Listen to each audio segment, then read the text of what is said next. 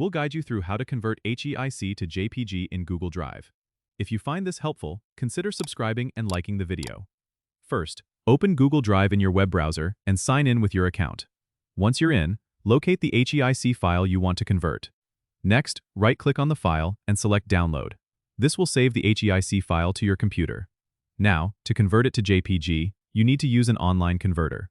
Open a new tab and search for a reliable HEIC to JPG converter. There are many free options available. Just make sure to choose one that you trust. Once you're on the converter website, click on the Upload button and select your downloaded HEIC file from your computer. The converter will typically process the file automatically, and then you'll have the option to download the converted JPG file. Click on the Download button to save the JPG to your computer. After downloading, you can go back to Google Drive and upload the JPG file if you want to store it there. Just click on the New button in the top left, select File Upload, and choose your newly converted JPG file. And that's it. You've successfully converted a HEIC file to JPG using Google Drive and an online converter. Don't forget to subscribe and comment if this helped you out.